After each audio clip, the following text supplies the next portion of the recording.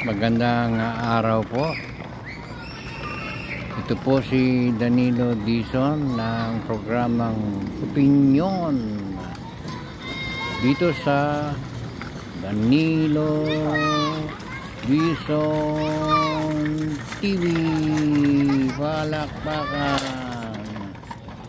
Wala po muna tayo ngayong komentary. Tayo pasyal muna. Nandito po ako sa malapit sa Cultural Center of the Philippines. Masaya po dito yung mga bata naglalaro. Ayan.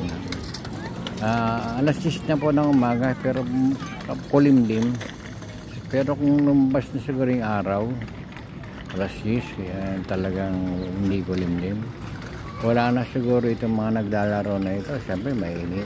Nagkataon lang kulimlim. Dito masarap.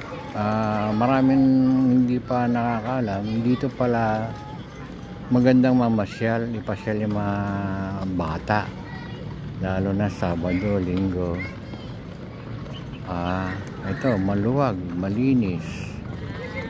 Maluwag in the sense that nagkataon siguro konti lang yung mga bata, kaya maluwag. Konti lang yung mga bata dahil kulimlim. Pero kung itong oras na to, kung talagang lumabas yung araw, wala na to yung mga naglalaro na to. Nagkataon lang kulimlim, kaya ayan, okay lang. Ikot-ikot yung mga bata rito. Ayan o. Ayan o. Tapos ito yung dagat. Ito yung lugar ng Philippine Navy. Ito yung mga yate o. Ayun yung mga building sa Ross Boulevard. Ayun yung likuran ng Central Bank, o ngayon kung tawagin nila ay Bangko Sentral ng Pilipinas. Ewan ko bakit binago nila yung pangalan mula nung maupo si dating Cory Aquino. Ay pinalitan yung pangalan. Ewan ko kung bakit. May kinalaman yata ito sa pagpapalit ng pera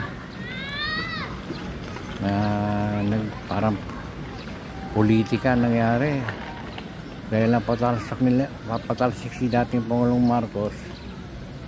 Hindi natin malaman kung ano yung mga itinatago nila, mga sikreto, bakit binago yung pangalan.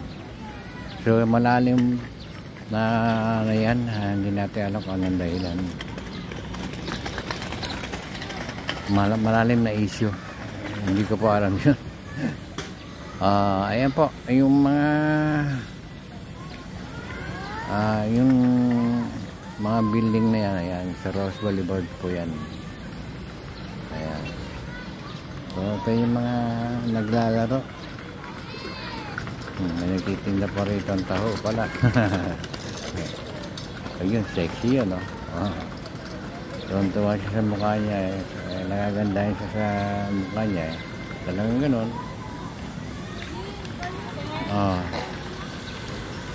Yan dito pag pumunta ka rito, yan may parking area pang mayaman. Kailangan may sasakyan ka, tapos pag nagutom ka, pasok ka dyan sa Starbucks coffee.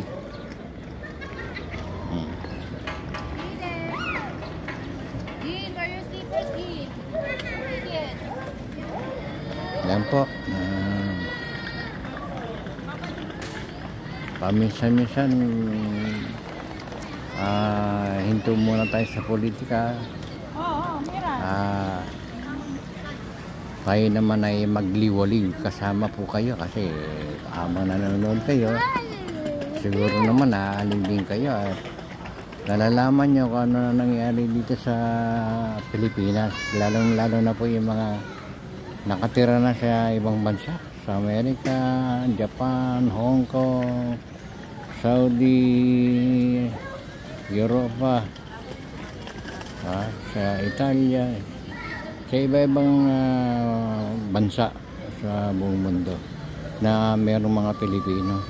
Parang nakauwi na po kayo dito sa bansa nyo kung saan kayo sinilang. Ito na po yung makikita nyo dito sa bansa natin na maaaring nakapunta na kayo dito noon, hindi na kayo nakabalik.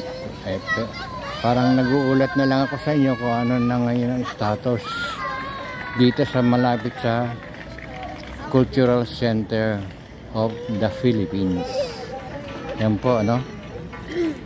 Oh. Umiyak yung bata. Siguro. Cute ang bata. Yan, ganyan na lang. Ganyan na lang.